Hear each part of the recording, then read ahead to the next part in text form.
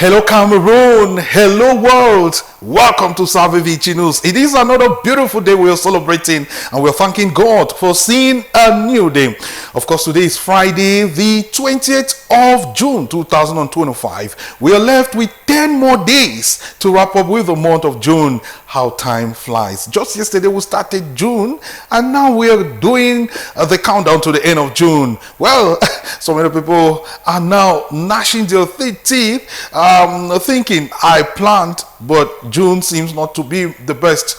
But I'm sure many others have achieved some of their goals that they put in June. Welcome on board Salve Vicinus. It is your harbinger of hope. It is an epitome of God's celestial praise, God's bosom of happiness and everything.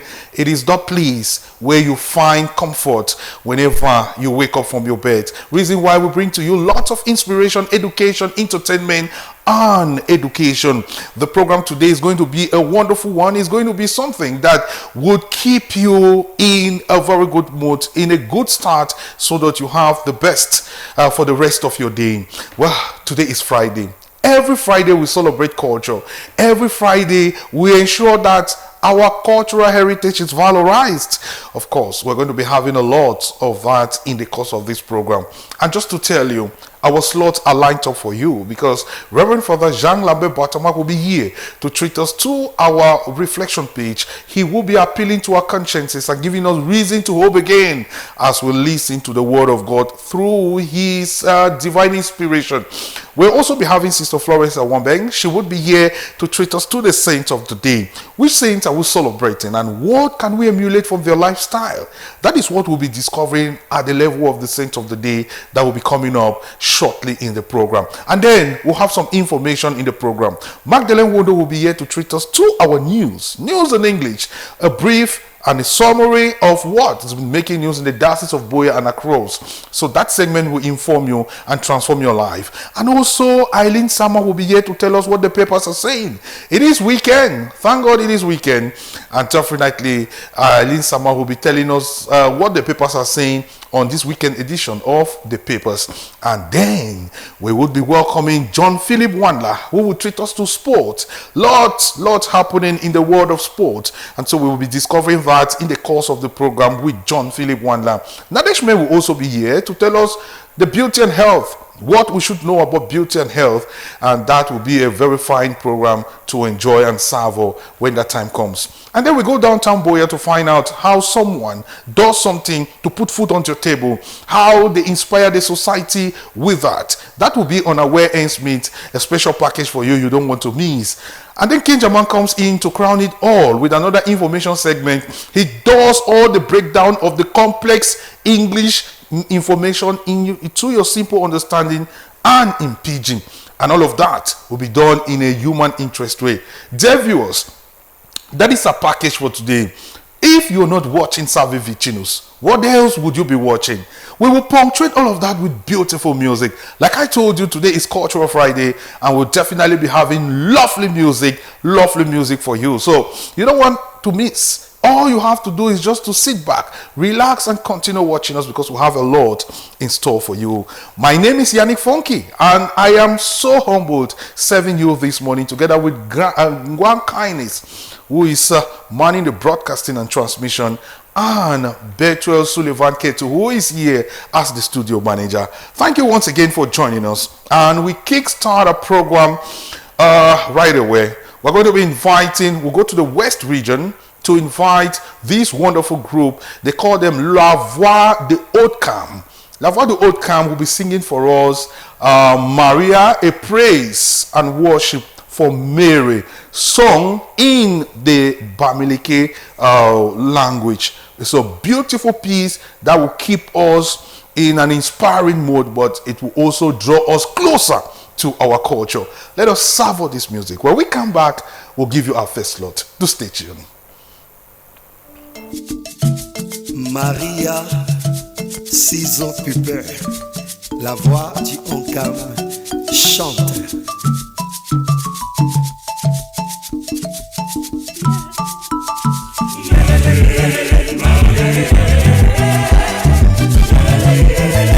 Yeah.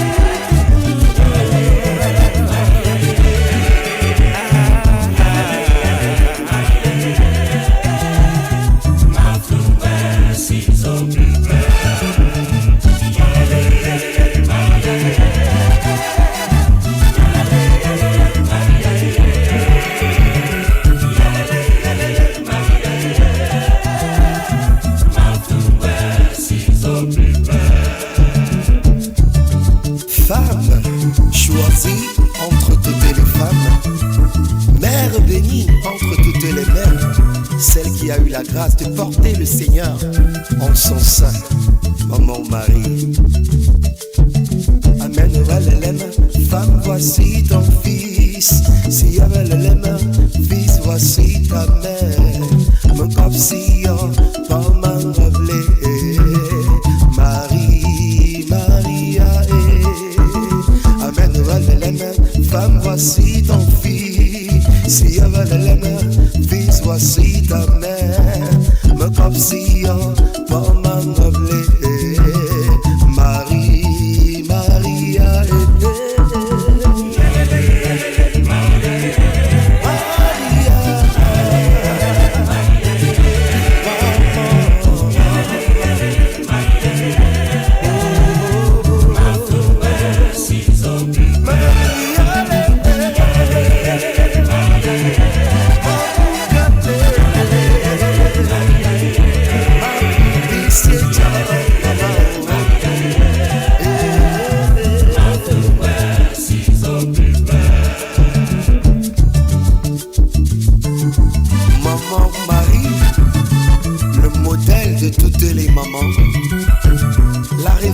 de toutes les femmes, toujours à l'écoute de son Seigneur.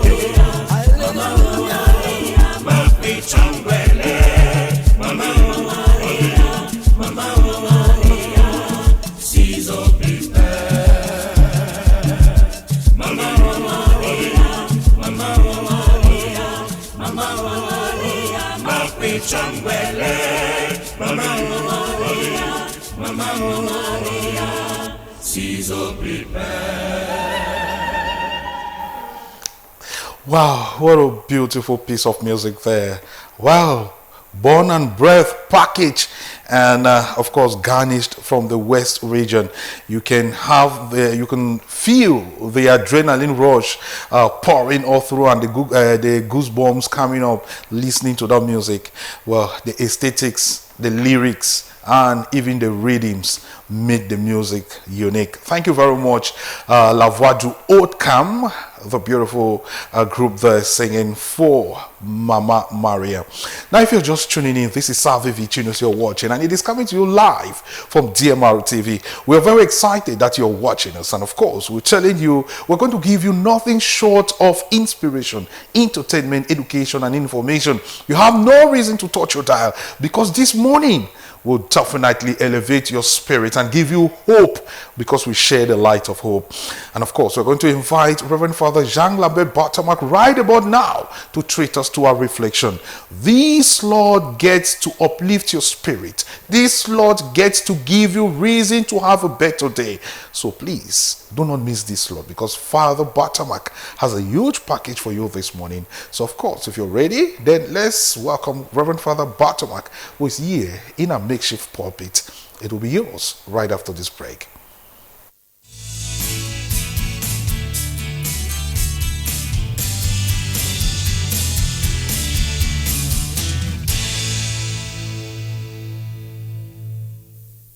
In the name of the Father, and of the Son, and of the Holy Spirit. Amen. Good morning, televiewers of DMR TV, and welcome to our daily reflection. Today is Friday, the 20th of June, 2025. And we shall be reflecting on our gospel passage, a reading from the Holy Gospel according to Matthew. At that time, Jesus said to his disciples, "Do not lay up treasures for yourself on earth, where moth and rust consume, and where thieves break in and steal. But lay up for yourselves treasures in heaven, where neither moth nor rust consumes, and where thieves do not break in and steal. For where your treasure is, there will your heart be also. The eye is the lamp of the soul.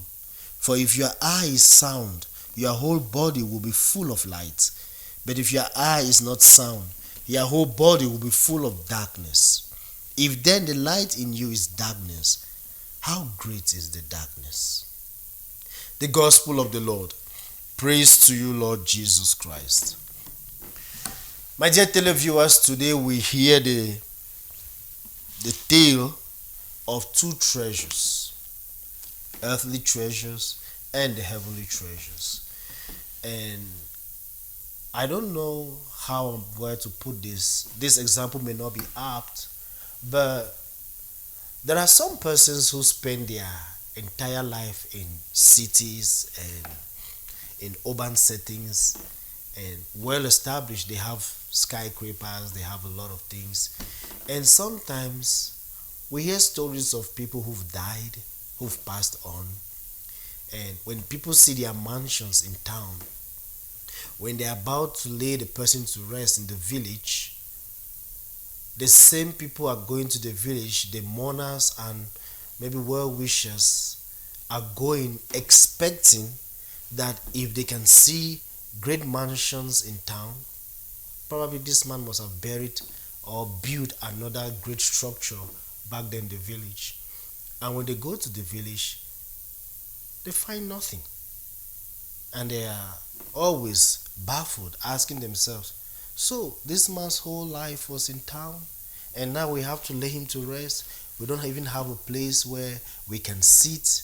He built no structure in the village. And then you start hearing people criticizing and saying all sorts of things.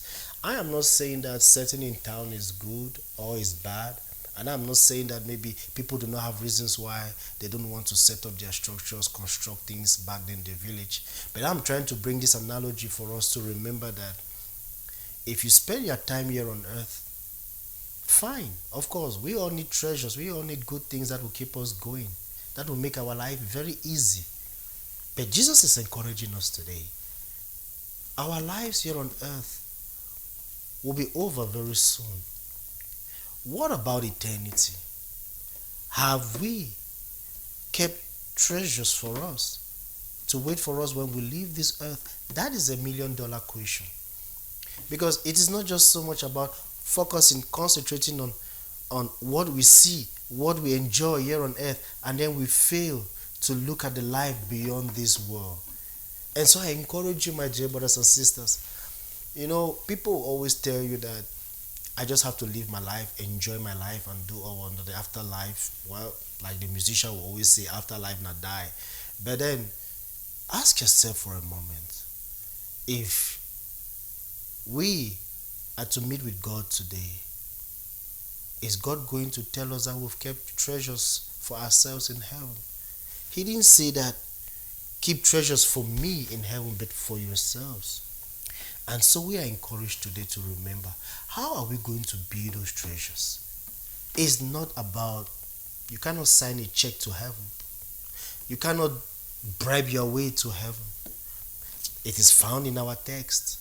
The only way you can store up treasures for yourself in heaven is by loving, is by showing kindness, is by forgiving, is by making sure that you look at your brothers and sisters with love and compassion, is by making everybody around you see the God you serve. That is how we keep treasures for ourselves in heaven. And so I want all of us to remember this.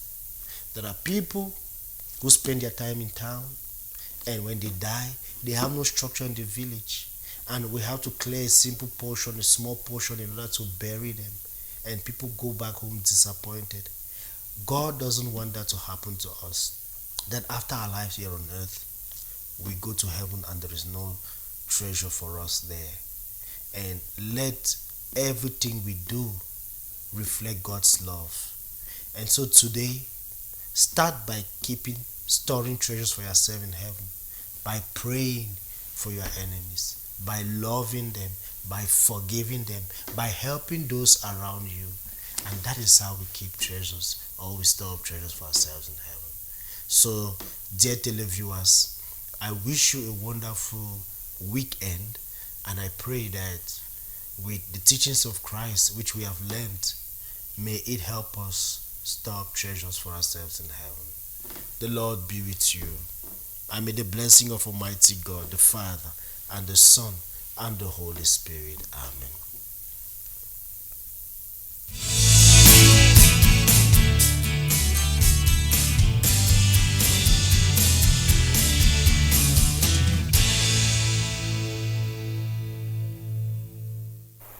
Sincere thanks, Reverend Father Jean Lambert Bartamac, for bringing for us another dose of reflection, another dose of very inspirational pieces using the Bible as the reference point. And today's gospel has a very touching message. Of course, we shouldn't be accumulating all those vanity, all the worldly things. We should accumulate God. That's the most essential. We want to thank Father once again for having lived to expectation this week, the entire this week, bringing for us grapevine from the gospel of the word, gospel of the Lord. We're thanking you, and hopefully Monday we're going to have you again, Father, for yet another reflection, which of course is what we need to strengthen and deepen our faith. Thank you. Now, Reverend Sister Florence Awambeng is present here to treat us to our saint of the day. Now, what saint are we celebrating today, and what can we emulate from their lifestyle? That's what we're discovering in a moment with Sister Florence Awambeng. It is yours after this break.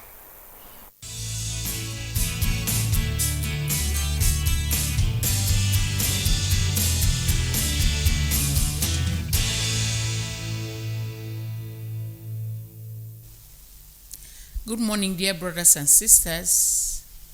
We thank God for the gift of a new day.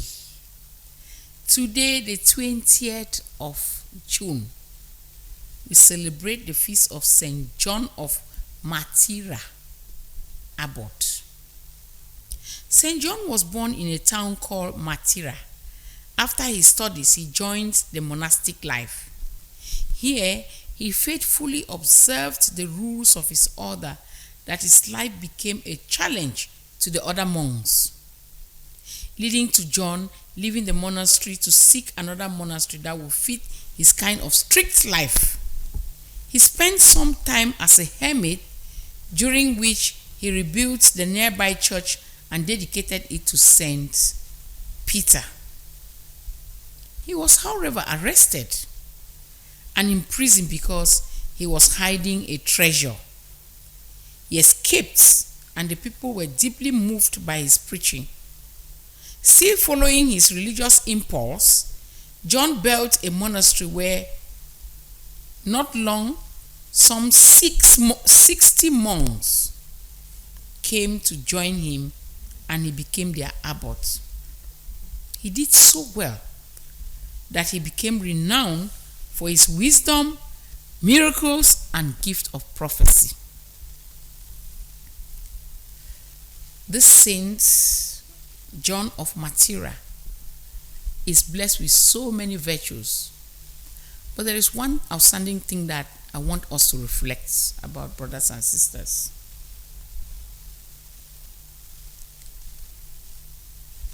He faithfully observed the rules of his monastic life,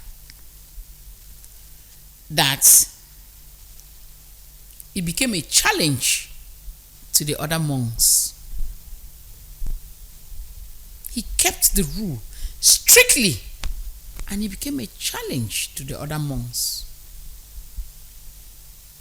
You see what happens in our society? When you are doing the right thing, you certainly will suffer. When you stand for the truth, you certainly will suffer. But at the end, what will happen? The truth will set you free. John did not have it easy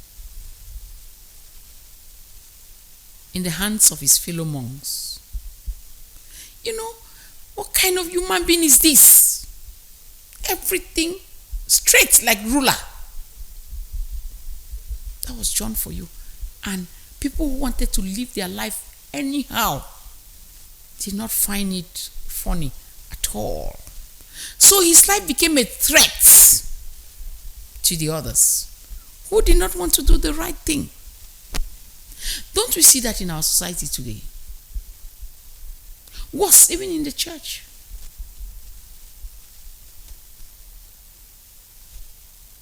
You stand for the truth, you're doing the right thing, you became a threat to all those around you. And they will frame all kinds of stories against you. They will bring all kinds of accusation against you, just to ensure that you leave the place so that they can continue in their evil lives. It's a day-to-day occurrence in our society today.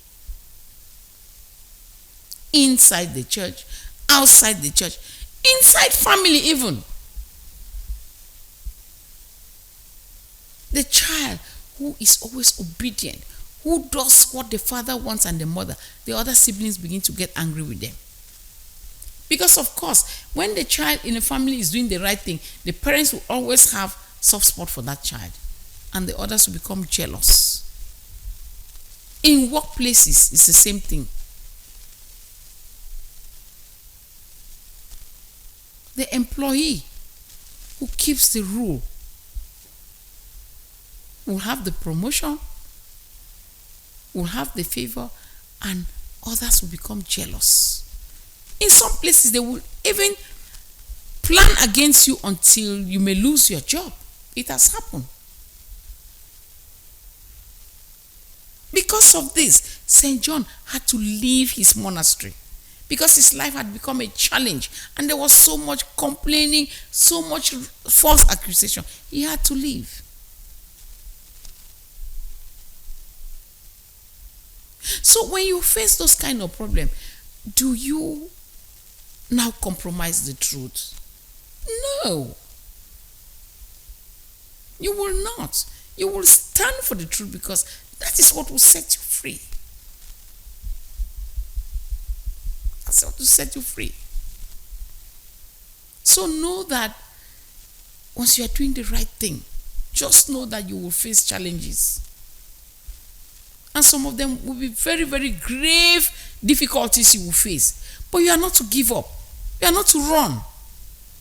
You have to pray about it. You have to be diplomatic about it. But keep it. Keep the truth all the time. And of course, the truth will set you free. So like St. John, At the end of the day, he did so well that he became so renowned. At the end of the day, God will bless you for keeping the faith. So thank you, because you are taking that decision that no matter what difficulties you go through, you will not relent. You will still live your life in such a way that it will be a reminder to those who are not doing the right thing. Thank you for always being there. God bless you.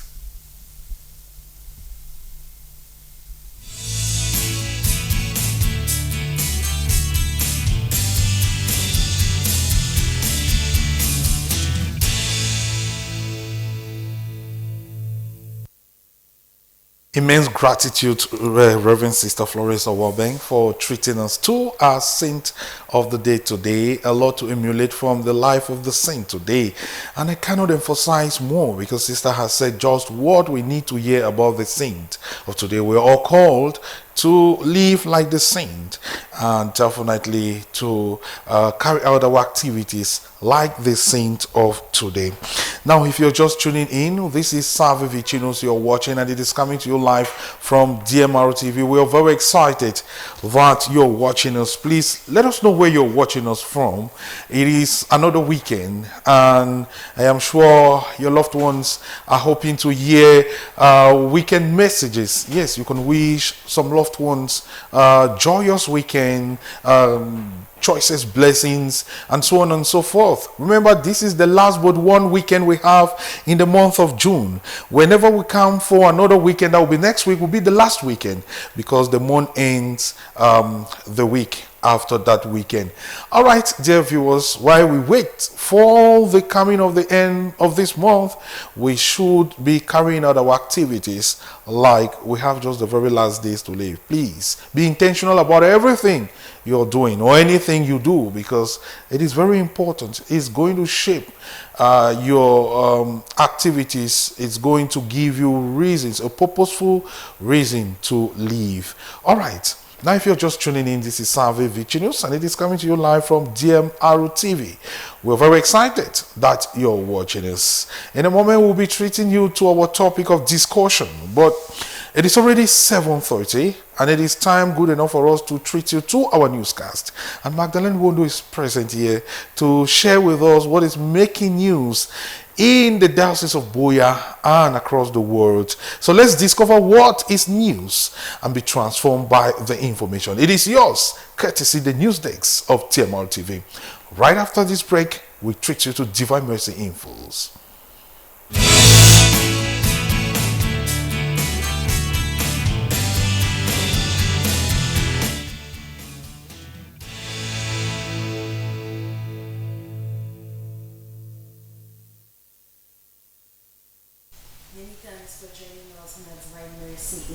We begin with the defense of Reverend Father Franklin Bayong, where spiritual care for patients, especially those with terminal diseases, is paramount, as the healing process has to be holistic, curing both the body, mind, and spirit. Sadly, this practice is scarce in the health sector in Cameroon, reasons why Reverend Father Franklin Bayong, parish priest of Divine Mercy, Co-Cathedral Moliko Boya, during his BSc defense at the Biaka University Institute of Boya at the School of Health Services, focused on the spiritual care to patients and sampled the opinion of health practitioners. Aloysius Likier was part of this defense and now reports. Majority of research carried out in the field of health sciences usually have to do with illnesses, diseases, and treatment, but scarcely on the spiritual aspect of healing or the love and care shown to patients first as human beings and as children of God. Reverend Father Frank Bayong, in thinking out of the box and with his priestly background during his degree defense at the Biaka University Institute of Boya in the School of Health Sciences, settled on the topic that centers on the role of spirituality in current medical practices in Boya Regional Hospital, evaluating the knowledge, attitudes, and practices of nurses towards giving that spiritual touch to their work as caregivers in hospitals. The choice of the topic was well appreciated by the jury, who confirmed that this is an area that most people don't research on, and appreciates his interest in the spiritual care in the health sector. After the defense, where he showed a lot of mastery of the subject matter, Father Franklin Bayong throws more light on the choice of the topic and how relevant it will be for the health sector in the nation. I did my internship at the Boya Regional Hospital, and I realized that there were lots of terminal patients, diabetics, hypertensive, HIV, and the rest. And I felt that, according to the definition of WHO, that health is supposed to be holistic. It's not only about treating the physical symptoms, but then the social, the psychological, the spiritual, they have to be taken into consideration.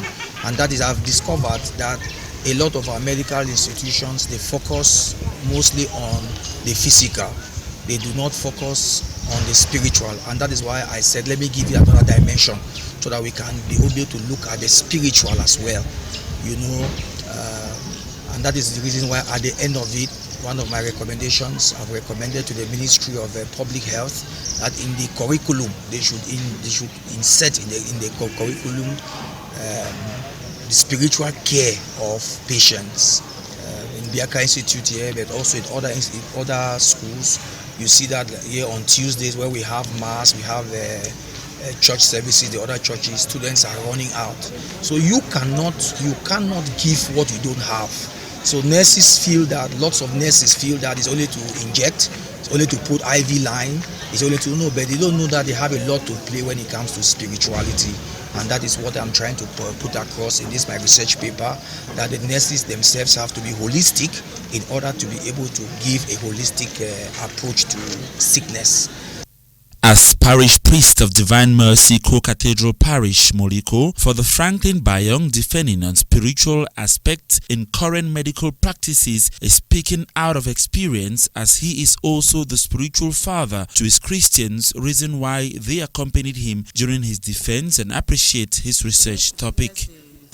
Defense of our parish priest, Father Bayong. We just ended the session. I find the topic that includes spiritual aspects in medical care very important, because this is an aspect that has been neglected, or is most often neglected. People care about how people feel physically, but they do not look at the end of these patients. The fact that he has introduced this spiritual aspect is going to go a long way to prepare the patients for their end journey, which is something we cannot avoid. We all are supposed to be set and know that one day we are going to leave this earth, especially for terminally ill patients. With the health, what we call spiritual health care, that is really lacking in most hospitals, because we have people who have some terminal diseases, and the nurses tend to abandon them. At least they need to give them that spiritual care to prepare them that it may not be the end. Instead, it will end to give them more days to their life. And the defense itself was good, because he really mastered it, showing that he prepared it. He expressed words of gratitude to the Chief Shepherd of Boya, Bishop Michael Bibi, and the family and friends who've all been supportive throughout this journey. The evaluation of the defense, of course, as you yourself saw, it was very tough, but I thank God that I was able to see it through. And in a special way, I would like to thank the bishop who decided to send me. I already did HND. Now I've graduated with a degree in nursing. I'm looking forward to beginning masters in nursing. I really want to thank him in a special way, Bishop Michael Bibi, for deciding to send me to do this. I think that is going to be a wonderful asset to the diocese. I also want to thank my family, thank my father in a very special way who was not able to be here because he's sick and he's in Douala, Park Table Church. I want to also thank in a very, very, very special way my Christians. You can see my Christians are here. Dr. Ewan is here. You can see Pastor Sangu is here. You can see my friend also, Brother Boniface and Father Lucien. And I also have people from Ikata who have come to support me in this giant project. So I thank them very much and I pray that God will take them back home safely. Father Frank Bayong, now a certified nurse, gives many recommendations, some of which are the state should add in the curriculum in the field of medicine, spiritual care, so that nurses and doctors will not only focus on money and physical, but go deeper and heal both the body, the mind, and the soul of those they encounter daily. 49 Class 6 pupils of St. Mary Catholic Nursery and Primary School, Salve, have been sent out with calls for the young leaders to uphold the values instilled in them in school. This was during the graduation ceremony on June 19th, permitting them to transition to secondary level in their academic journey, following a commendable performance in the just ended public examinations. Hilarion took off with the details.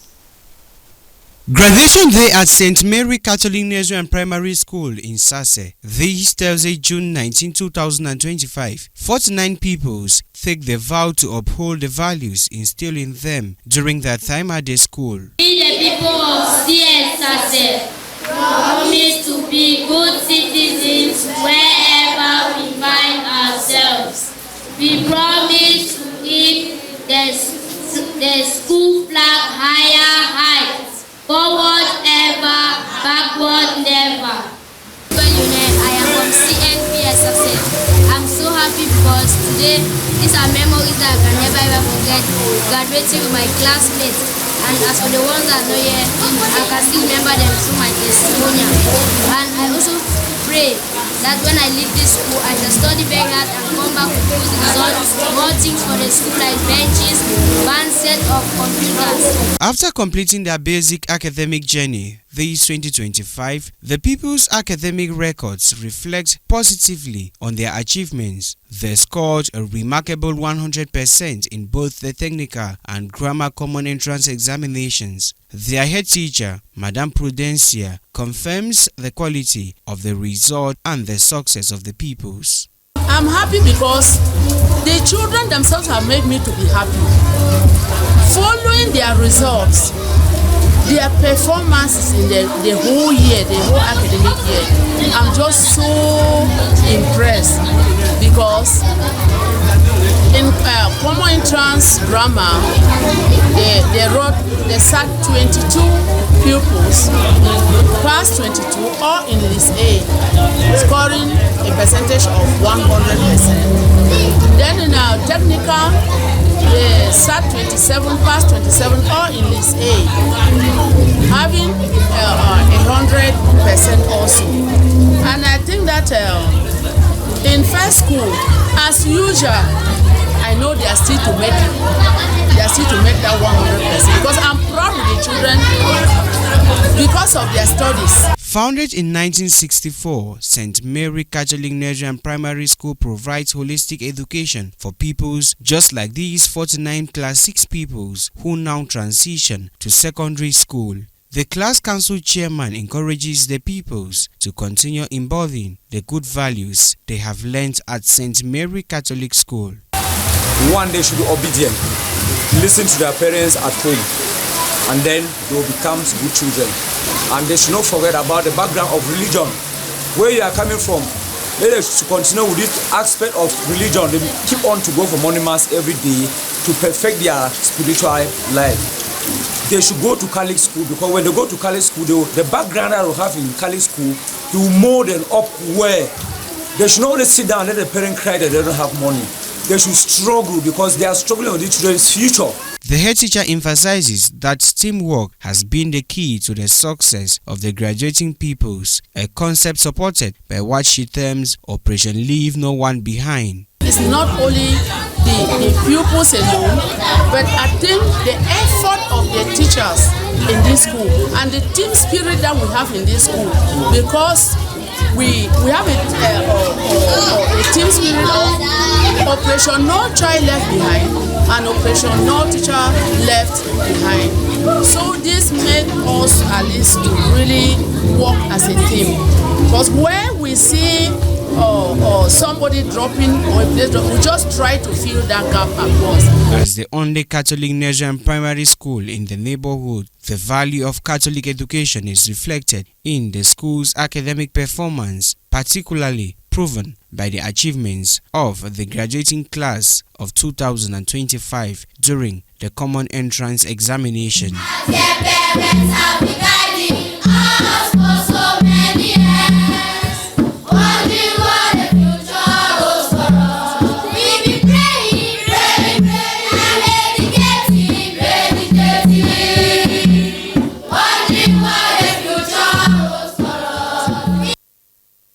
As other parishes across the Diocese of Boya are concerned with renovation works, St. Charles Luanga Parish isn't indifferent as they have embarked on a major renovation project.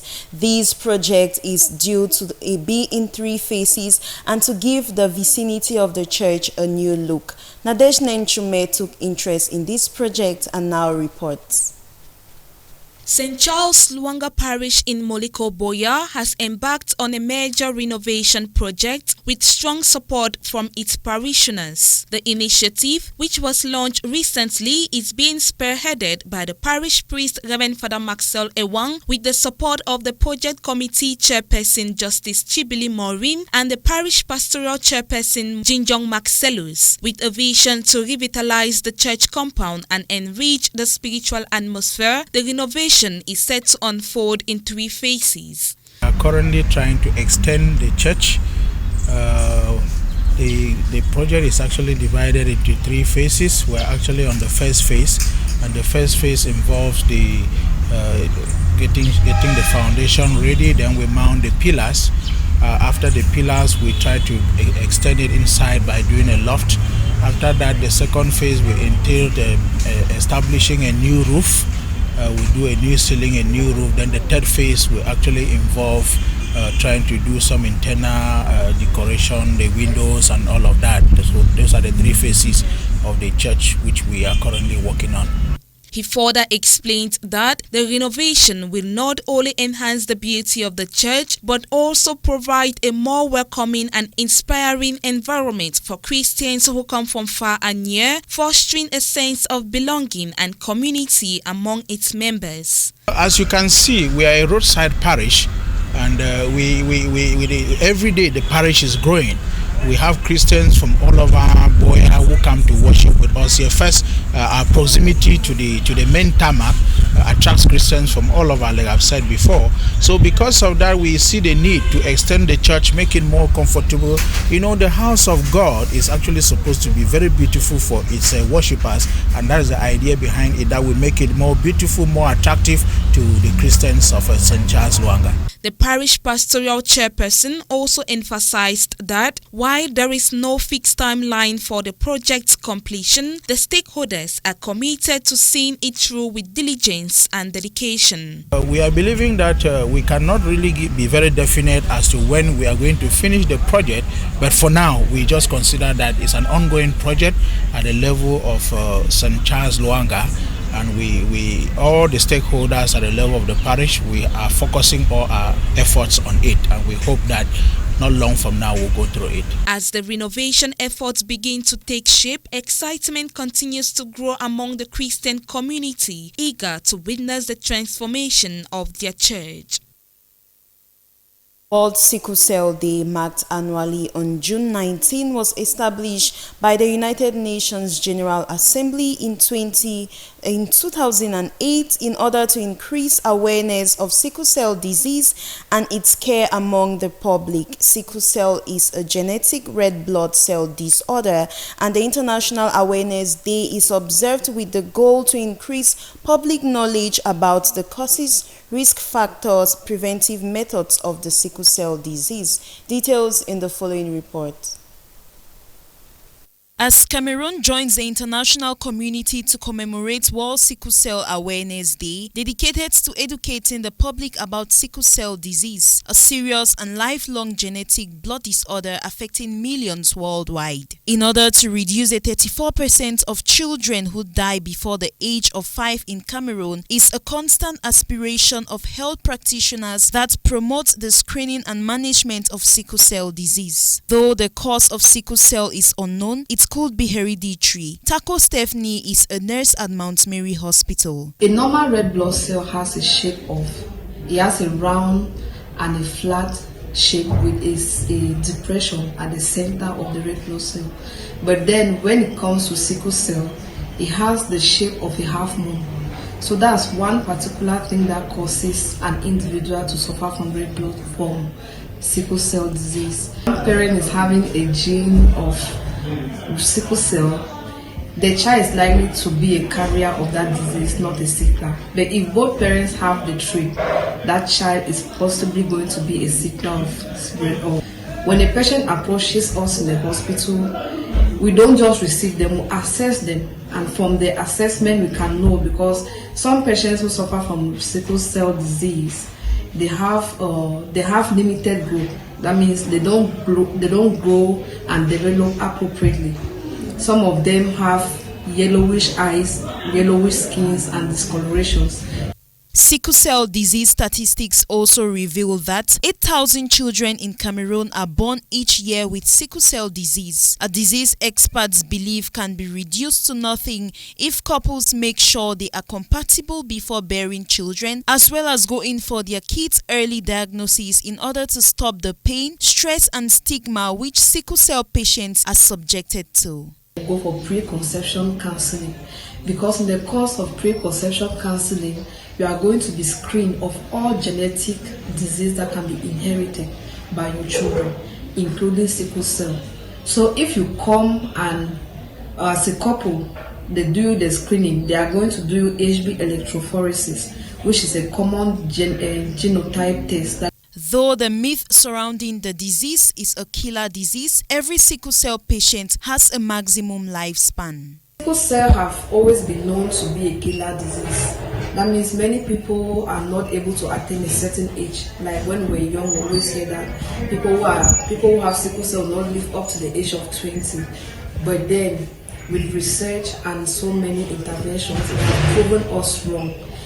People suffering from sickle cell disease can attain maximum lifespan as every other person. The theme for 2025, Global Action, Local Impact, Empowering Communities for Effective Self-Advocacy, underscores the importance of community-driven initiatives and global solidarity in combating sickle cell disease.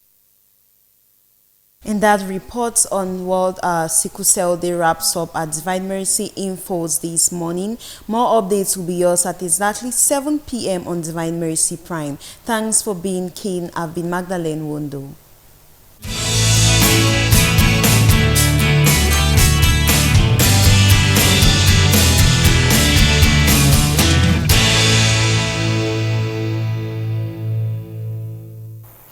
Many thanks, Magdalene Wondo, for treating us to our news this morning. Quite a lot to grapple with, quite a lot to transform our lives with respect to information from the news desk of DMR TV. And of course, a lot on education and some on health. We've all known what DMR TV took interest respect to information segments. If you're just tuning in, this is Salve, Vicinus, and we have just had our first information segment after treating you to inspiration. And still to come, we're going to be having more information with Eileen Sama, who will treat us to what the papers are saying this morning.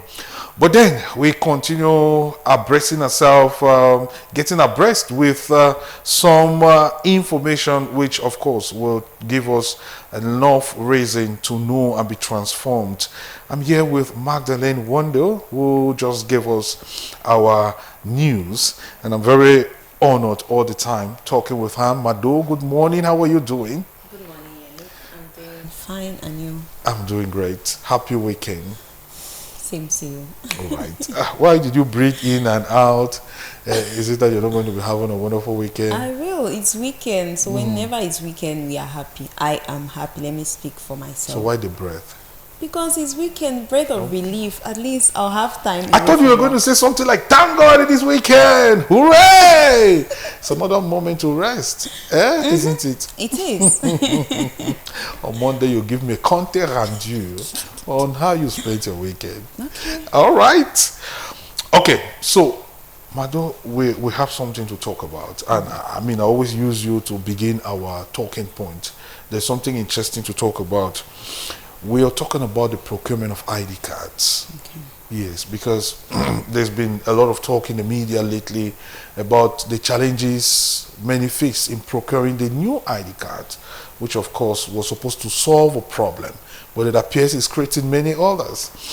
Now, a question is, have you ever had an experience in procuring ID card? Of course, you're going to share that experience with us, and then if you had an opportunity to talk with the government or to advise policy, what would that be? So you should advise government. That's the question, and I'm sure Kindness is going to put that on the screen very shortly so that viewers can also participate. But then I want to hear from you. Have you had any experience? Share with us the experience. I had my experience in 2017 was a terrible one when I was just getting into the university. Yeah. And you know, that's the first time of you procuring an ID card. I took literally a month to procure just that precious document, as we call it. And I'm sure that time was just the receipt. Yes, the first it had receipt. to take a lot. I did it twice. Why did it take that long? I don't know. I did it twice. The first time I did the ID card, they gave me the receipt. I used it for a whole year. My ID card was not produced. And I felt like maybe there is a problem. I had to redo it. And that was when I could have the precious document. And it took me a lot. Something that you get in there is not even taking up to 10 minutes. But you have to take like 2-3 days. You have to wake up very early to go to the police station And stand on the queue. Oh no. The queue, So not easy. it's a terrible thing. You are even hungry. You cannot shake from that queue because once you move, someone is taking your place. So it was a very terrible experience back then. I had a very, very terrible experience procuring my ID card, and I'm just anticipating when it's going to expire in 2027 rather. I want to experience the new system if it's any better. We're even bringing this topic because of the new system. And I wish people to really share their experience about the new system because it should not be coming from us. I've not really come across anyone who has gone through the new system, but I really want to find out the experience. The experiences are really, really terrible. They're really, really pain. Yes. But I mean, I should be very also honest that the process started so well. I don't know if there's been a jam packed. Yes, there's been some crash along the line and there's been some delays.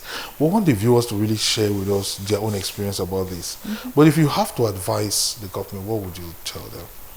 I think the policy for procuring ID cards should be in the simplest form. They should avoid this congestion. You know, now I think the other day someone posted their message from the ministry that your date you have been booked. It's like passport. When you want to do your passport, they book you on a day and they tell you come at this time. And if it is being done like that and they respect that time, I think that's going to be the best thing that will happen to anyone who wants to procure the ID card. You don't have to go there at 7 a.m. when your appointment is at midday. So if they can, this system could be consistent and follow to the latter, is going to help us to procure our ID card stress-free. It's a very precious document that every citizen will want to have an ID card. Those that cannot go through the process of passport, at least they can go through the process of ID card, having an appointment. You get there, 5 minutes, you're done. They just take a picture and you fill the form and you leave. They only send another message to come and collect the ID card. That's going to be good because you move to police stations, you find ID cards abandoned. Some people are not even aware that their ID cards are out, and then they leave them there at the police stations 1 year, 2 years. Others are looking for it. Yours is there, you are not even aware of it. So the procedure, this online procedure should really be followed to the latter, so it eases the stress of procuring an ID card. Right. I think it's fair enough. We cannot emphasize more.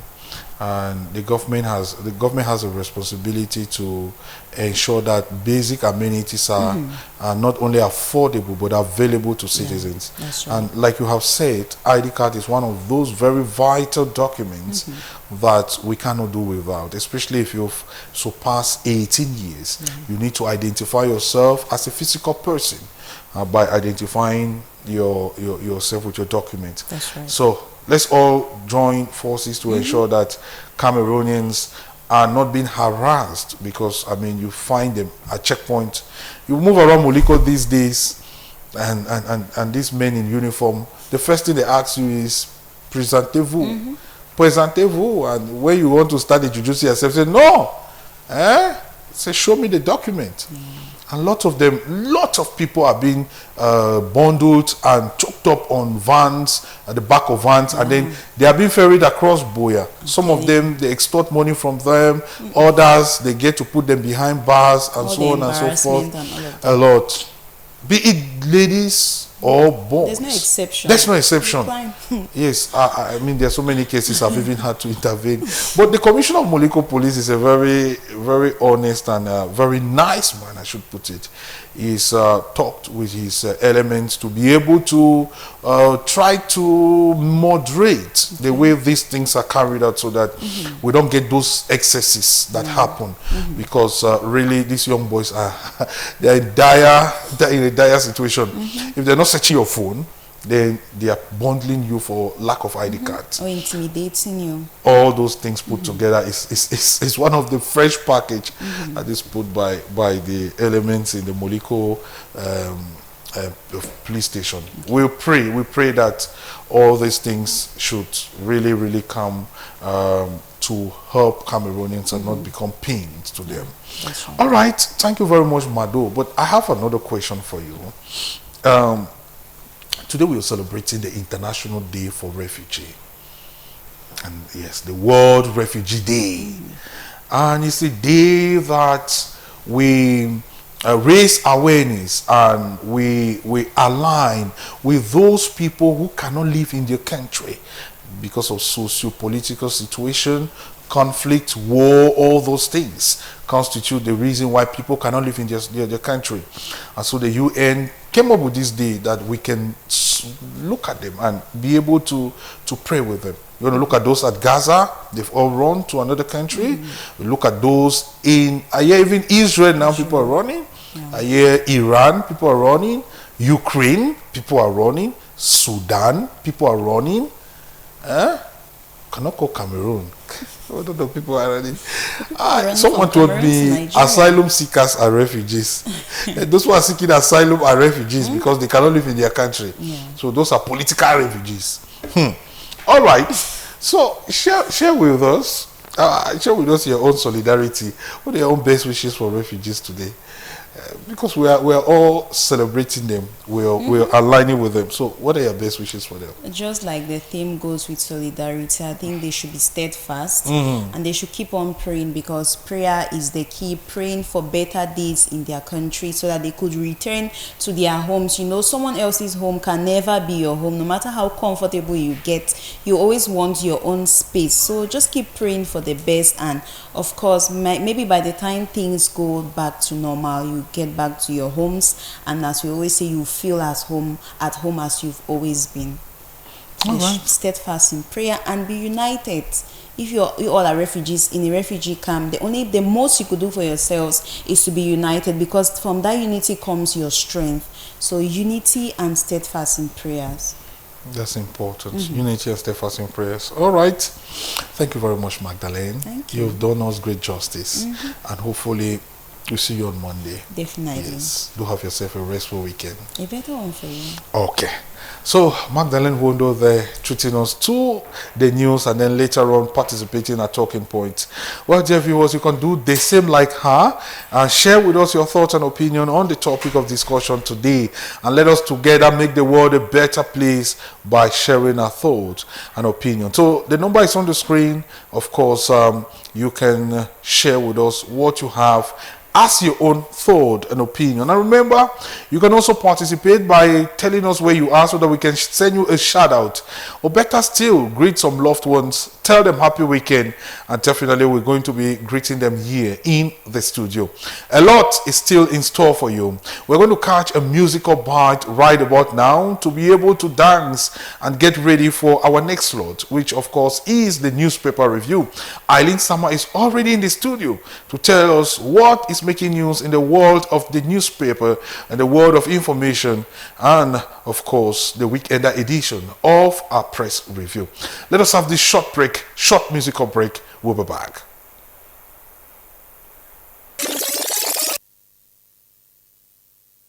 What a beautiful piece of music there from, made and packaged in Manu. Beautiful piece of music celebrating and valorizing the Manu culture, especially when it comes to their traditional marriage. You see the exposition there of their different fabrics, their different mannerism, and even the different goods that are brought there to celebrate their traditional wedding. A beautiful piece of music that you can listen on and on. Thank you very much, Kindness, for that piece. And of course, it ushers us to our next slot. It is our newspaper review. Eileen Sama is present here to share with us what is making news in the world of the newspaper. It is our weekend edition. Let us have this transitional imperative. When we come back, Eileen will take over.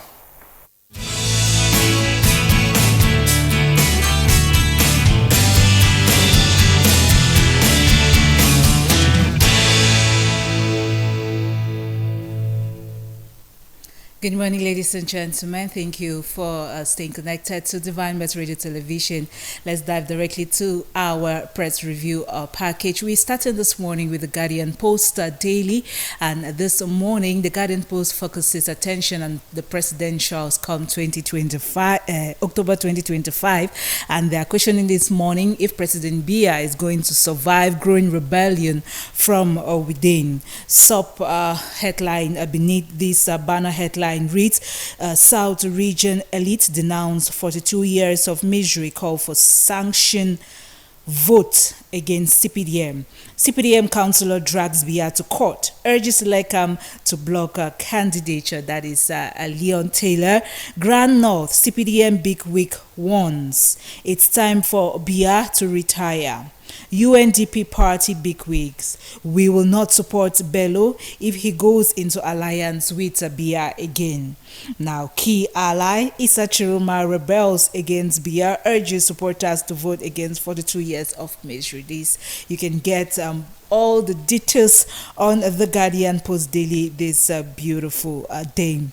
Well, still on the Guardian Post, let's look at its editorial this day, still focusing on the 2025 presidentials. Rule of law on trial, as simply put. Well, get the paper and you get more insight to that story. We take on The Voice, the Weekender. This Friday, it's still on the October presidential. Well, the countdown has started and we hear that Biya's fortunes keep dwindling. Rare crack emerged from home base South region. Calls for opposition unity intensify, as the Gazette narrates. Well, read more and know all about the presidentials, what's happening in the opposition camp, and the various alliances that are forming up. On municipal updates this morning, the paper is focusing on economic news and is telling us that cooking gas availability and affordability, the CSPH realizing Biya's vision. Well, you can read more about how the population of the Southwest region expressed their gratitude to the head of state concerning this plant that was installed in Kumba.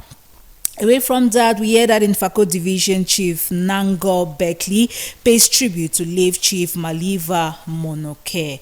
You get that paper and you read more. War against undue allowances. Minfi uncovers fake kits declared by security officers. That's a very intriguing one.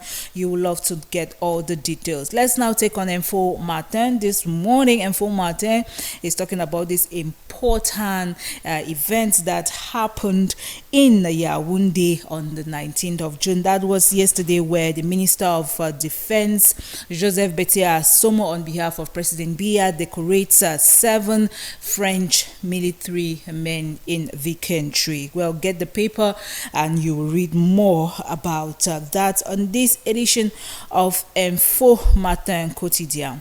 Let's go over to Le Drapeau. Le Drapeau newspaper talks about another important story. We urge you to get all the details. Cameroon will soon start producing its own tiles. Yes, of course. This factory will be built or constructed in Kake in Mongo division of the Littoral region, as we read this morning, and intends to produce 7,000 meters square of tiles per day, as we read on this edition of Le Drapeau, solving another situation of import substitution in the country. French Cameroon, we hear Paul Biya decorates 7 military or French military men. You have to get Le Drapeau and go to page 5 if you're interested in that story. Now on La Météo, we are looking at what's going in the public service and the authorities of Cameroon, who are looking at celebrating, or they are appreciating, the Director General of Arts, or let's say the Ministry of Arts in general. They are appreciating them for their engaging services and quality services which they have been rendering to the nation, and as well to those who come visiting. This was during their 56th ordinary session, and 65th extraordinary session held in the Bolowa on the 19th of June, as we read in this edition of La Météo. And we will take on the next gazette. It is L'Info à Chaud. Its lone headline concerns, the Jeremy Njitab situation with Fecafoot. And we hear this morning that just like Samuel Eto'o, who is a legend and has been treated with so much respect, Njitab is also a football legend. He paid his due to the nation and should not be reduced to what he has been reduced to, sanctioned and suspended by Fecafoot in such a manner, as the paper says, that he does not deserve such, and maybe the authorities should reconsider. We'll read more about that on this edition of the Gazette. Quotidien Echo News. Yes, Echo News this morning. The story that is of interest to us on this edition of the paper concerns the creative nature of how Cameroon's industry is becoming. Well, partners have celebrated it, and we are hearing that Cameroon is struggling to tap all its potentials, searching all the riches in the country to keep innovating its various industries. We keep hearing about the cement factory, the mining factory, and now a tiles factory that is coming up. So you can read more about this come together that brought sector actors who have discussed about taking the country to another level. Well, away from that, let's take on Le Messager newspaper this morning. We are hearing on Le Messager's issue Friday, 20 June, that Jacques Famindongo, the Minister of Higher Education, tells the nation that Biya is, man of the nation, as it is put there, man of the nation, Biya, l'homme de la nation, or l'homme nation. And he's relating this to what some indigents of the Southwest region are saying concerning President Biya, led by one university, Dawn. They have personalities from the Southwest region have gathered, and they are denouncing President Biya's candidacy. They say they don't want him, to be a part of the elections this year, because they are counting a lot of, let's say, the unavailability of basic amenities from from road, to electricity and others that they have mentioned. So you can get this and read more about what Famdongo says about this reaction from the people of the South. Yes, of course, he is not in support of that. Zogo manga à bon sucre, accès à l'eau potable. Yes, of course, potable water is the drive of the boss Zongo Manga, who is trying to make sure that the various localities in Cameroon get to savour potable water in the country. Lots and lots of projects ongoing in the Far North region, in Yaoundé and other regions of the country. On Le Jour newspaper this morning, we are hearing about a situation related to the Anglophone crisis, and it takes us to the West region in Magba. Le Jour newspaper tells us about 3 military men who were killed in Magba recently. Magba is in Noun, a division of Cameroon's West region. This story resurfaces on Le Jour and is the main headline news, so you can read more about that sad one this day. Away from that, we take on Reality Plus. Reality Plus is having one other, I'll call it a very, very important story which Cameroonians are yearning to hear about. We hear on Reality Plus this morning that very soon President Biya will be on radio and the TV stations with his decrees. His decrees are coming up, and the nation is expecting this decrees that might, have some cabinet reshufflement from governors, to SDOs and divisional officers, not leaving out members of the National Constitutional Council. So if you get this paper, you're going to read more on that. Cameroon and France military ties have been strengthened. We see 7 military men from France being decorated, by Minister of Defense Joseph Betty Asomo on behalf of President Paul Biya.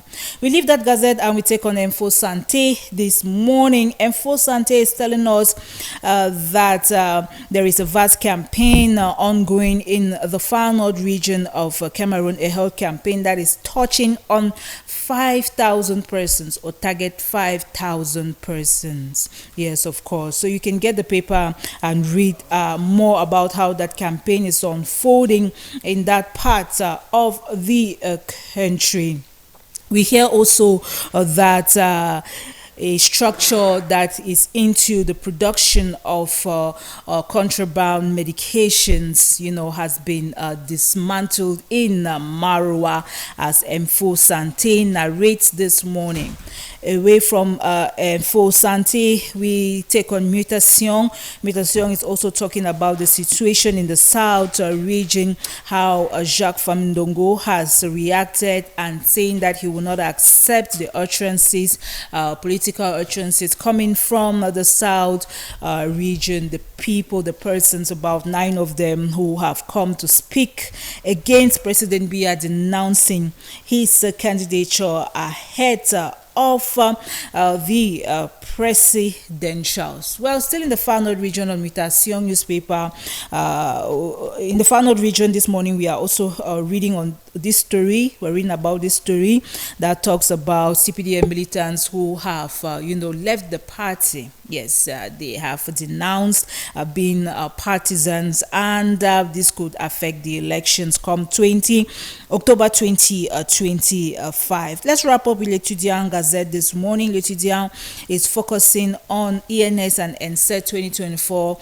graduates who will soon, or who have been integrated. Yes, they have been integrated into the workforce in Cameroon. Intégration validée, as the paper puts it this morning, captions it this morning. So you want to know how many of them ENS and NSET students who graduated and who have now been integrated into Cameroon's workforce in the Ministry of Higher Education, and why not secondary education. You have to take by this gazette and you read more about that on this edition of L'Etudiant newspaper. Yes, it's on this note we wrap up this edition of Press Review, the last one for the week Well, it's been amazing being with you all. Do keep it locked down on Salve, Vicinus, which continues with Yannick Funky.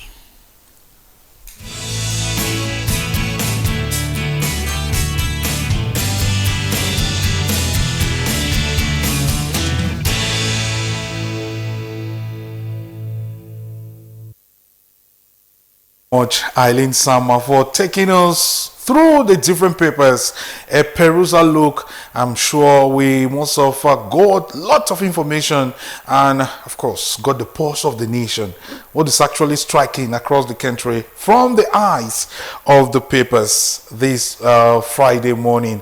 Yes, a lot to talk with. I think we're going to start with the Guardian Post newspaper because there's some interesting stories to talk about there. But first, let me introduce Eileen. Good morning, Eileen. Good morning. How are you doing? I'm okay. Yes, you're doing okay. I mean, we can't say it any less. Yeah, it's showing. So let's have the Guardian Post newspaper on the screen. Okay. There's this conversation that is now making wave, and so many people are talking about it. I really want to understand what is actually happening. There's some shooting at the president from all fronts by his own members, political party members. And so people are saying that there is some kind of implosion coming from inside. What's actually happening? Well, probably these persons are probably fed up with one or two situations that are not going right in the country, and they are no longer in support, and they are beginning to speak out. They are beginning to change their mindset, their mentality, and they want something fresh. They want something new, just like every Cameroonian out there. And for me, I really don't think it's a political trick which they are using. Yes, of course, I really do not think it's a political trick. If it was actually a political trick, why didn't this happen 7 years ago?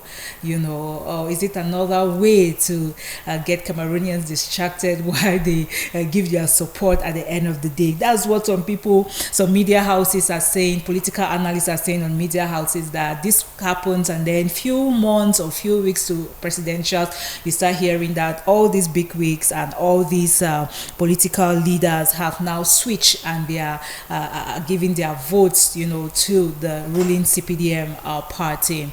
Well, that's what I think. I believe it's time for change. They say change is the only constant thing in life, and Cameroonians, most Cameroonians, or let's say some Cameroonians, just want that change, and this has been reflected through the various partisans, or let's say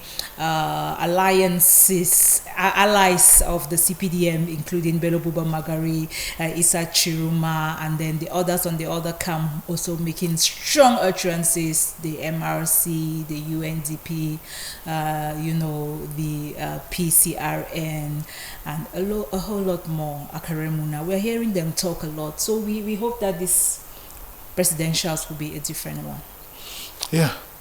We're waiting to see whether there's going to be some spring up of surprises, because there's actually not been any surprise about elections in Cameroon for like decades, because everything seems to just be no normal. It's just about the old normal, the new old all the time, and we're seeing how things are panning out. But then it's still democracy. Democracy is about the choice of the people. If the people choose to put even a stone, there was a politician who said, even if you don't vote for me, the stones will vote for me.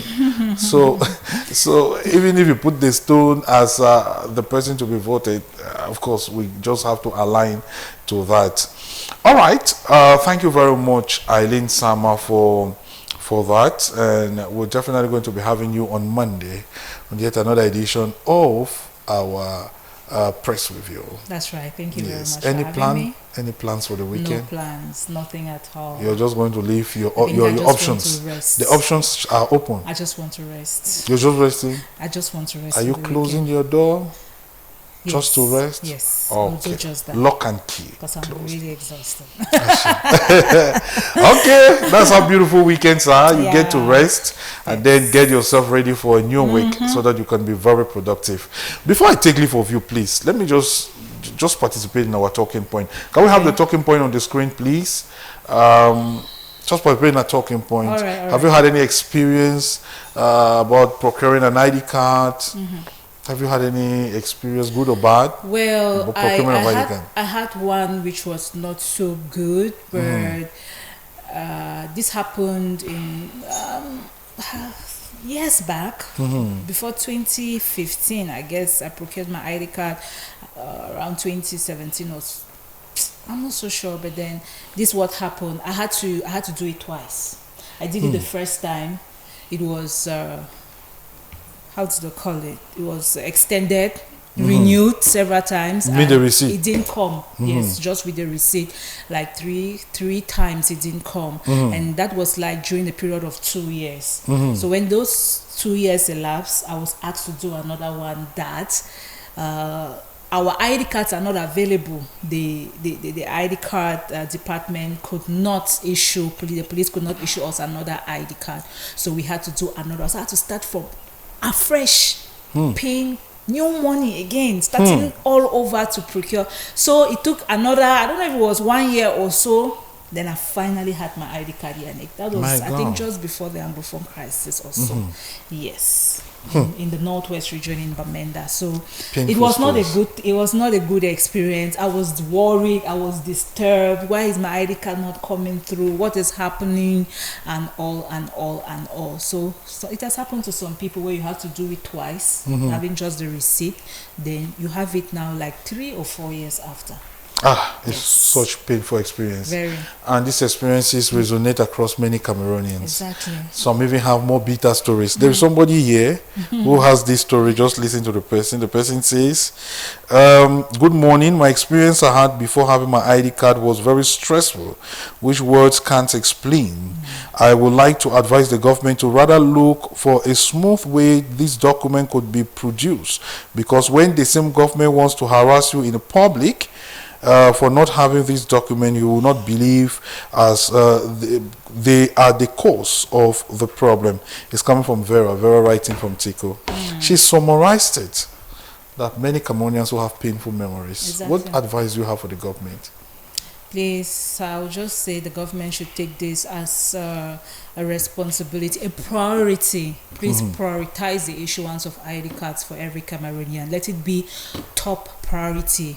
All these other projects we are carrying out are good, the cement factory, the tile factory coming up, mining factory, and all those things are important.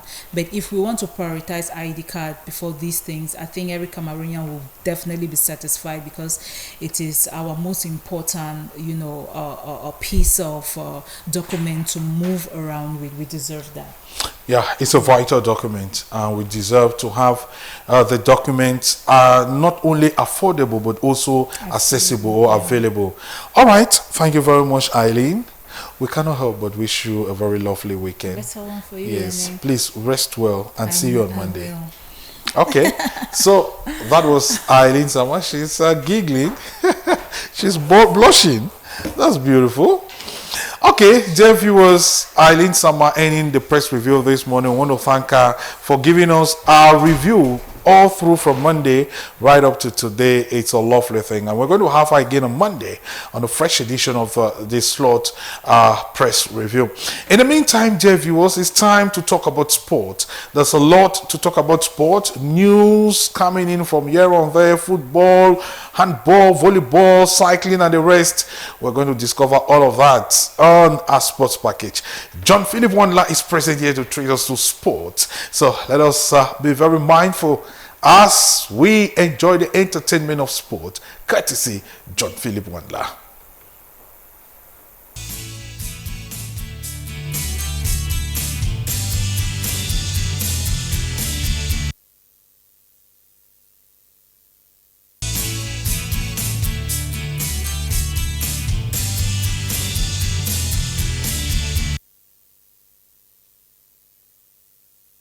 Mar TV, good morning viewers of the morning show.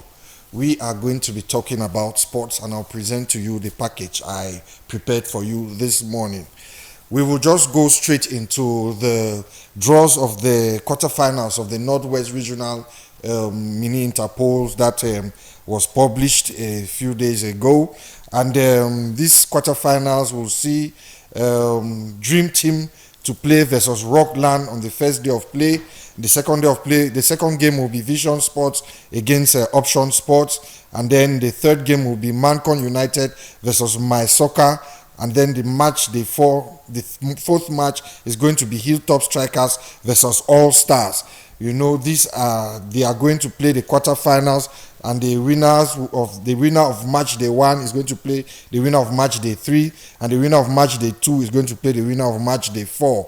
Then they will get to the finals, and the final is going to say who is going to represent the Northwest region in the Cameroon Cup games that are going to take place after these qualifications. And then we will dive to the Southwest Regional League. We know so far there is no official document that has been published to decide on what would happen to these games that ended prematurely. Remember the game between Tico United and Boya United in the Limbe Centenary Stadium there. You noticed these games ended prematurely, and Fekafoot had already come out with fixtures of how these games are going to take place, from the quarterfinals to the semi-finals, which had to start on Wednesday the 8th and play again on Saturday, and the finals that are supposed to take place on Sunday. But because the Fekafoot homologation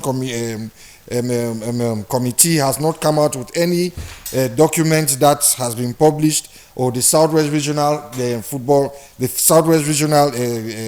Fekafoot has not come back with any official document, people in the Southwest are just confused on what is the stake, what will they decide. So far, Southwest Region, we are waiting for our representatives of the Southwest Regional League. And then we will go to the Elite 2 up playoffs. This is the next story. The Elite 2 up and down playoffs that took place during the week. That is on Wednesday, the 18th of June, and Thursday, 19th of June. That is yesterday. And we saw Atlanta play a 3-0 over Avion Academy. We go to the playoffs, the MTN up playoffs. The MTN up playoffs that Atlanta is playing against Avion. That played against Avion Academy, thrashing them 3-0. Eglo of Menwa played against Bavmeng, thrashing Bavmeng 4-1. Ngoki Tunja, that is formerly Foncha Street FC, lost to Tonel Kalara Club with a 1-0. While Aging Sport was thrashed by Unique Sport 5-0. That is how the up playoffs looked like. While Racing Club played a 2-2 tie with Union Sport Abombang, USA. They played a 2-2 tie in that game there. Then we have Apaches. Apaches defeated Fovu of Baham 1-0, while ISFAP beat Yaoundé FC 2-1.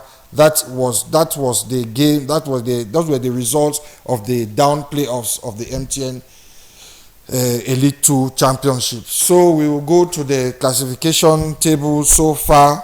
Unisport is topping the classification table in the playoffs with 9 points, while Ego de Menua comes with 9 points too. They just have differences in goals.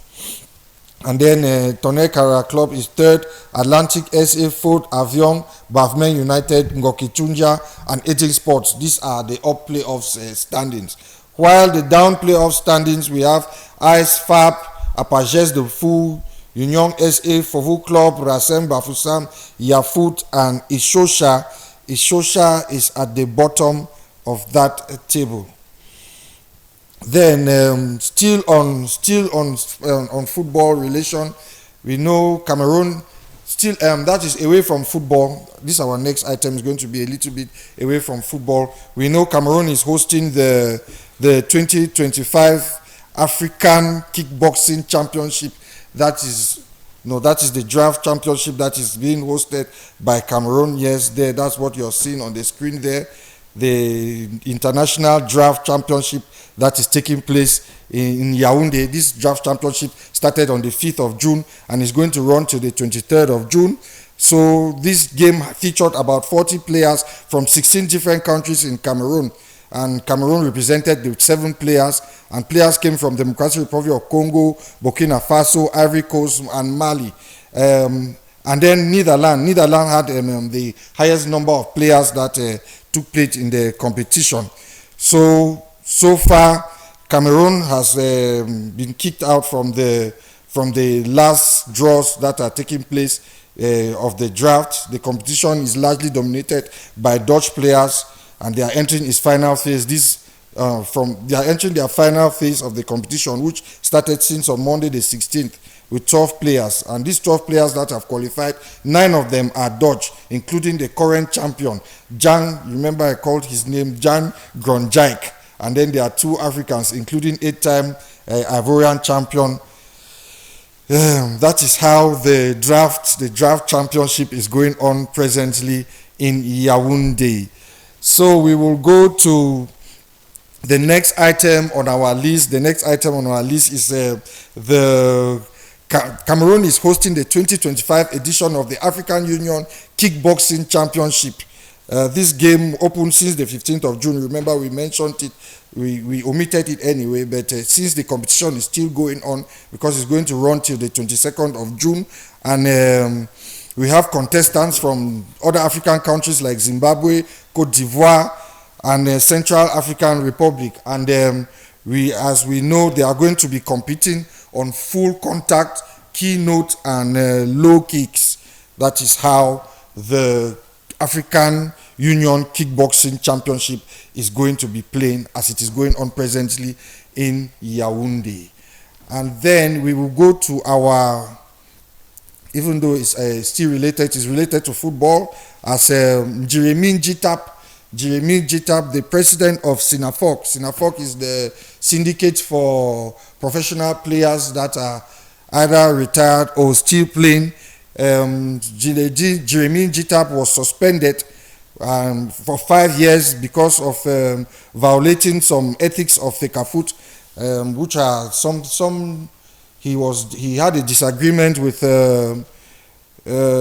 one of the officials of the game versus Gambia, that was in Senegal, where he wanted to go into the dressing room to celebrate with the Lions from the game, but he had a disagreement with one of the officials who was preventing him to enter, and that cost him a suspension from Fekafut, and he has to pay a fine of 10 million francs. So too is the Secretary General, Ngos Daniel, who too and others were also suspended. He was suspended for 2 years and he had to pay a fine of 5 million. Also relating to sports, we are going to go to the Northwest Regional Stadium. We know the Northwest Region has been complaining. So as we see, there's the proximity stadium there in the Northwest Region, and you see works have begun. Works have begun in that stadium, as you can see on your screen there. This stadium is up at Tafi, that's up station around the Bamendankwe locality. And the synthetic turf, you see the work has been started. So the synthetic turf there, the synthetic turf is an artificial turf that has been brought and is going to be installed. So we hope the Northwest Region is going to be able to have some games there, even though Tafi too is also a difficult place to get there, but it is far better than our team traveling out of the town. And then we are going to dive now into our African Nations Cup that is going to be taking place on the 21st of December. It's beginning on the 21st of December, and Cameroon has been put in Group F to play with Ivory Coast, Gabon, and Mozambique. And you know the opening game is going to start with Morocco versus Comoros, who are in the Group A, and they are also going to meet teams like Mali and Zambia. Then finally, what we put finally was the FIFA club competitions that are actually going on presently. Yesterday, Juventus had a game against Al Ain. Remember Al Ain during the championship that was hosted, the FIFA Club World Cup in 2018, that was hosted in the United Arab Emirates. Al Ain was at the finals, but were knocked out by Real Madrid. This time around, Al Ain has been thrashed by Juventus 5-0. Palmeiras, this is a Brazilian club, beat Al Ahly 2-0. Al Ahly, the Egyptian club, our African representatives. And then we had Inter Miami of Messi, the American squad. They beat Porto 2-1, while Seattle Sounders lost to Atletico Madrid 3-1.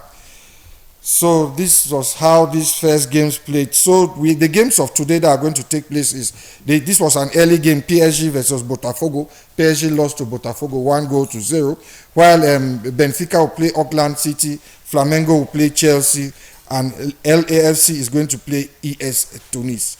So, dear viewers, Yannick, this is what we put together for you for sports this morning on Salve Vicinus.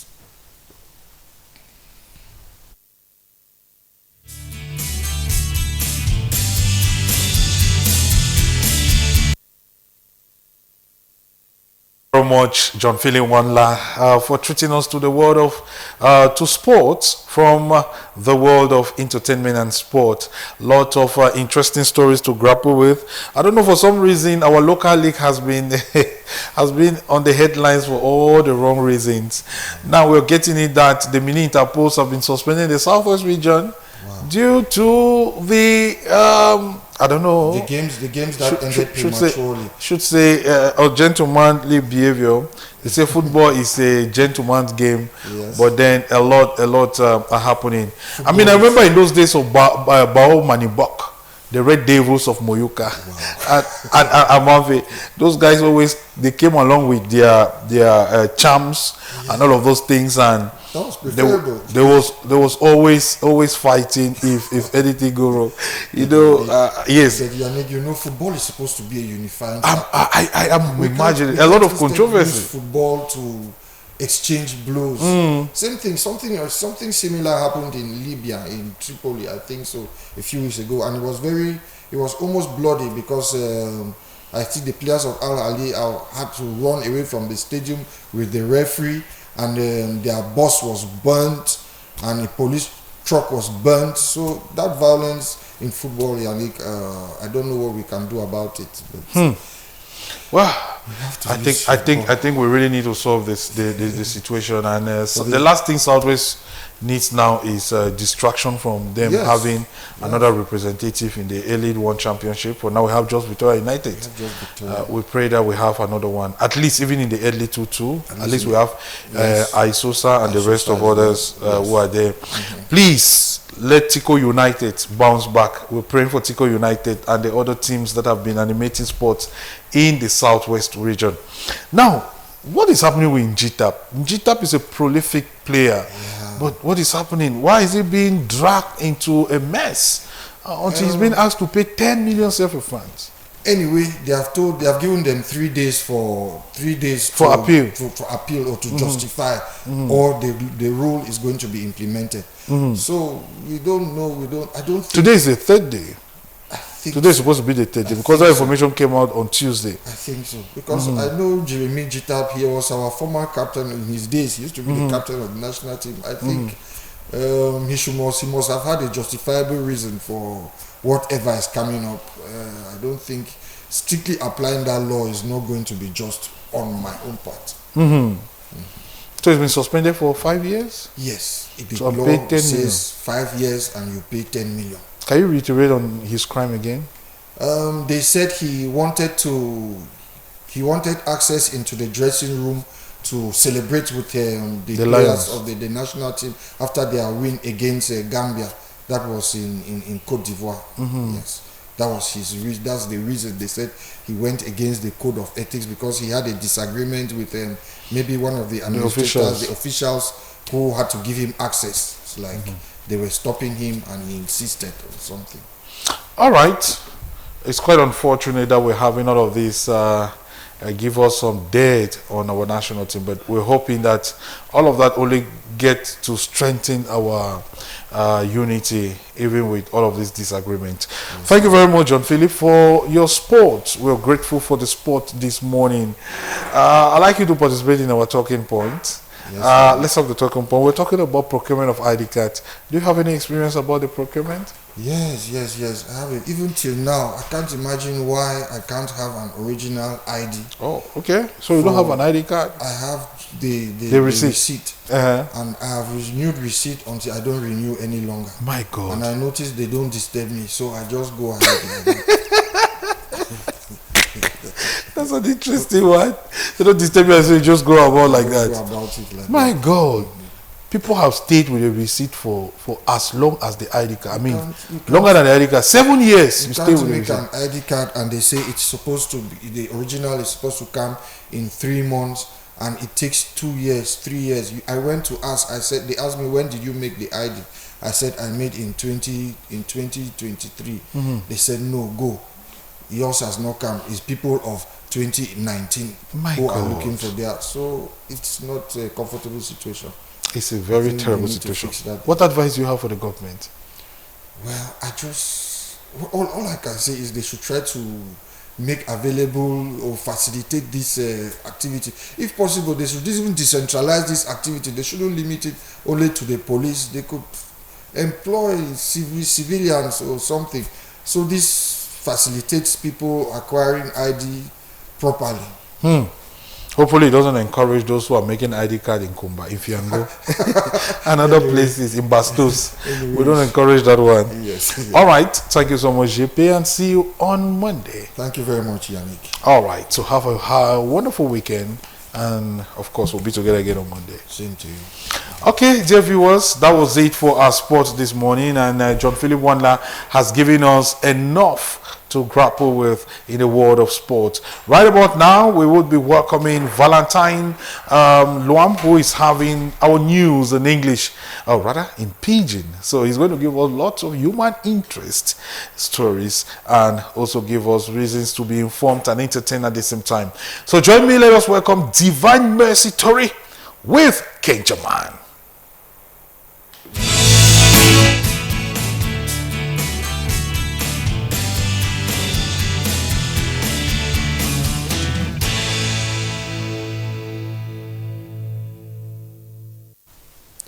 Special salute for all una wey una come for outside day.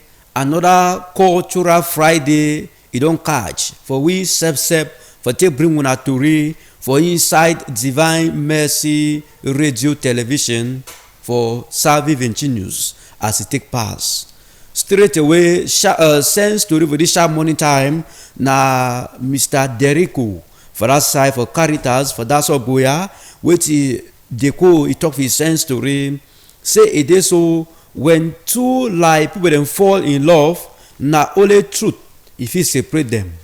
When two like people them they fall in love, na only true if he separate them as he take pass. So una interpret them for una own way. We wanna take understand the sense story.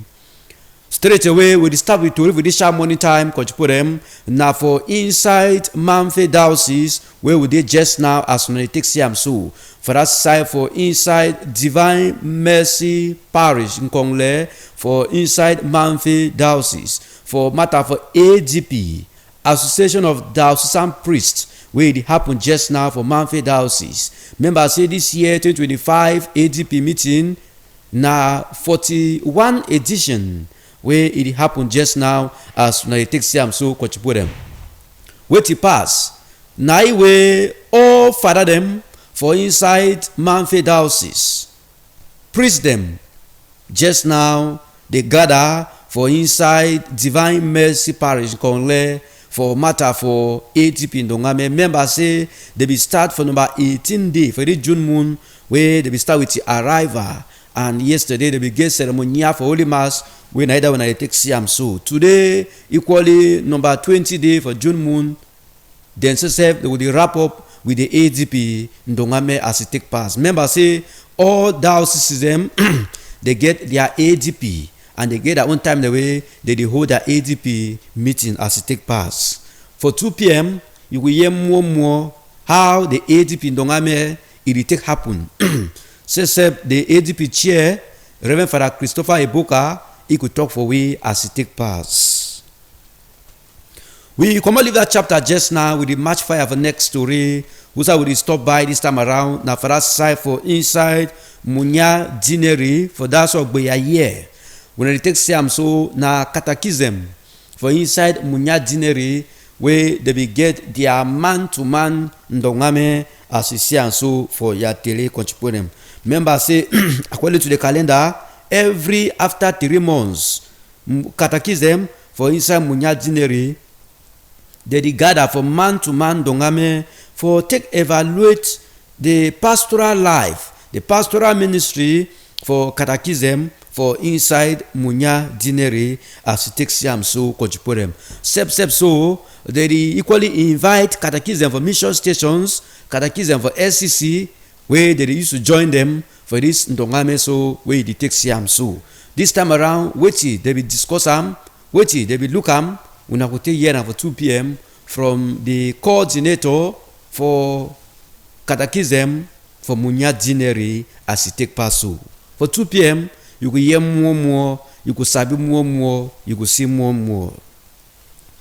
We leave that chapter just now with the enter for next story, and now for side way with the enter just now, Coach Podem. Now for defense palava, we happen for that side for Biaka University Institute for Gbeyaye. Or the man boy turn up so na Reverend Father Frank Bayo, aka General Shama.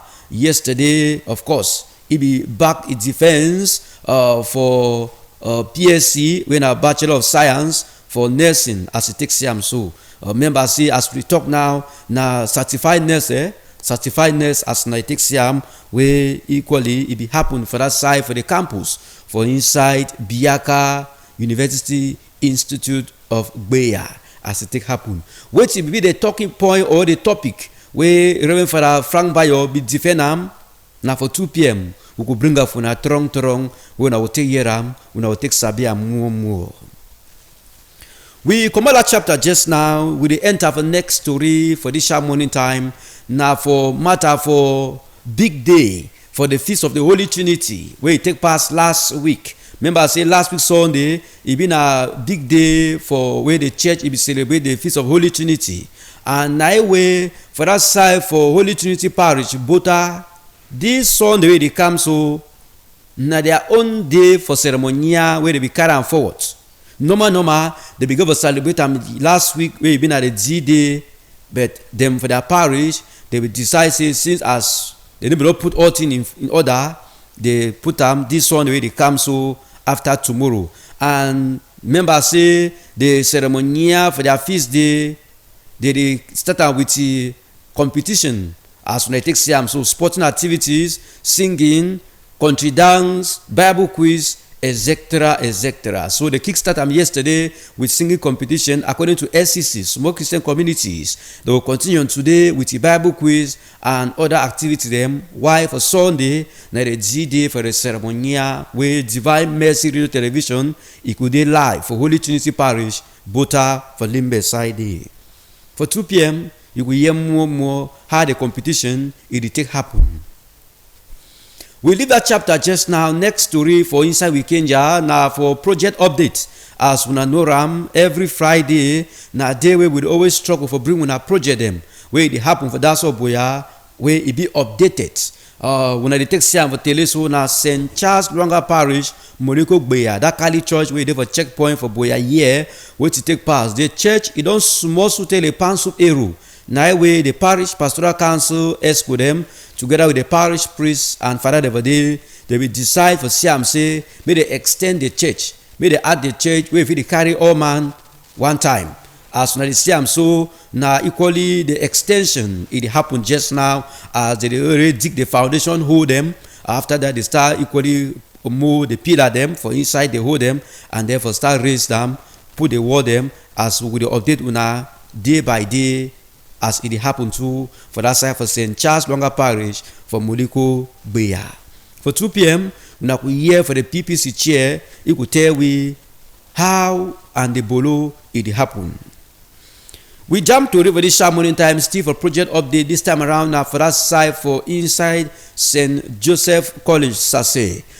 Which to take pass now the father's house at now the houses where father they stay for inside where na project 2 it on way but that's boya member say na Reverend Father Desmond Dikum the president for Shesa will bring the for all day will be showing of course nice and the friends them with Papa Bishop Adaso Boya the engineer for this project so for renovate the father's house for inside St. Joseph College as it takes Siam. So of course the royal sad the cut see them, the dot eyes them for Siam say may they walk if finish quick as it take happen so.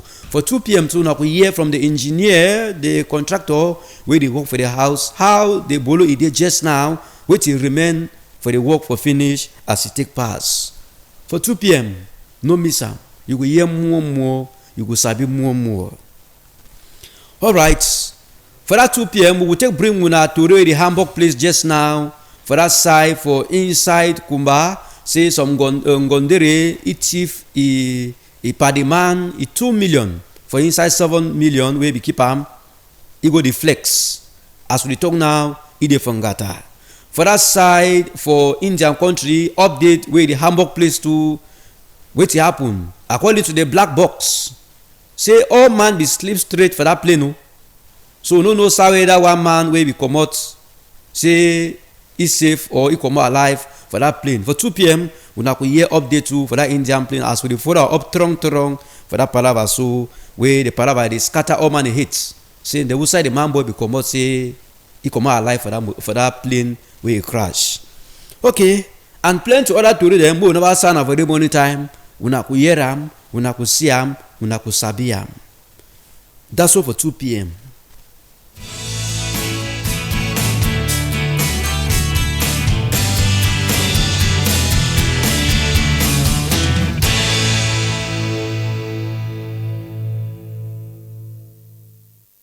Thank you very much, Kenjaman, for PG News. Quite a lot to get from the PG News today.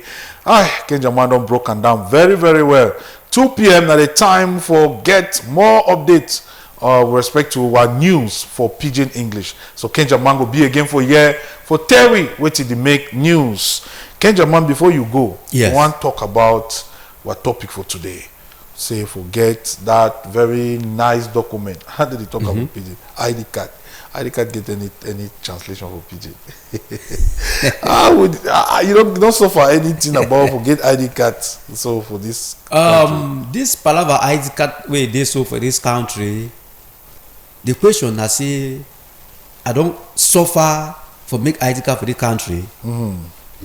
I feel talk say yes.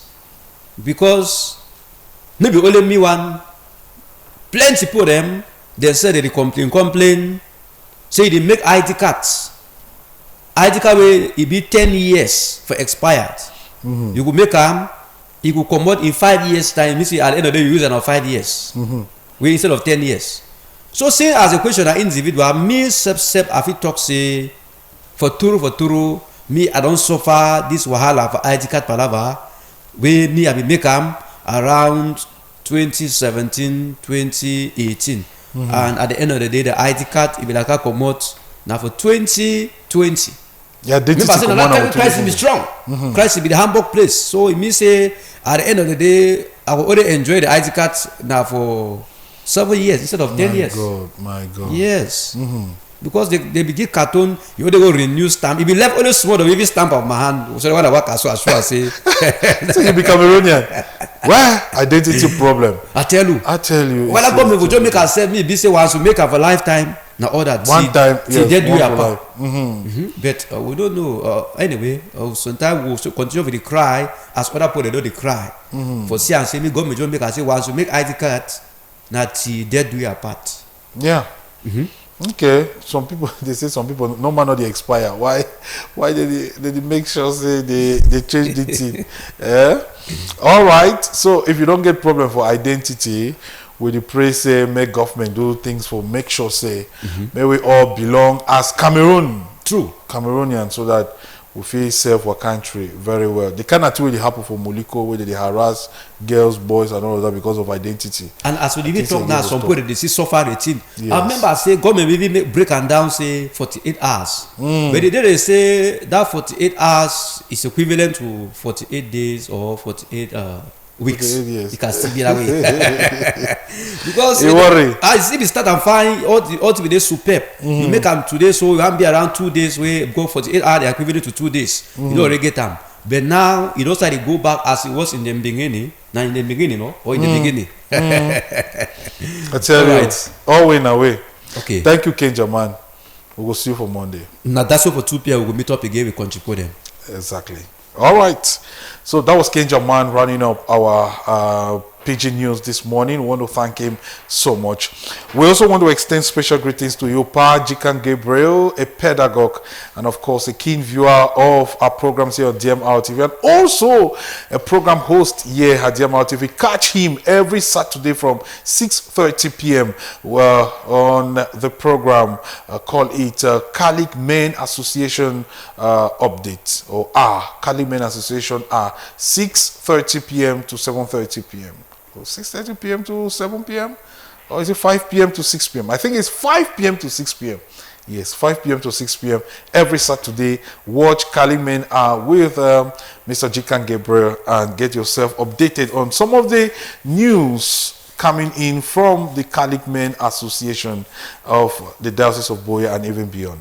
All right, dear viewers, it is here we're going to be putting a cap on today's edition of the program Salve Vicinus. We have now come to the end of this program. A brand new week will be starting next week, but this week is running up today. It is the 3rd week in the month of June, the last but one week we're going to be having in this month. Next week we're running up June, and of course we start a new week, the next one, with July. Okay, my name is Yannick Funke, and I was joined technically by Kindness Guang, who handed to Betwa Kinge, and of course Betwa Sullivan, Ketu Mount, the studio as the studio manager. Ashu James was also here. I want to thank him so much. Together, the team wish you a happy weekend. Do have a lovely, fruitful, and profitable weekend, and see you on Monday. Bye-bye.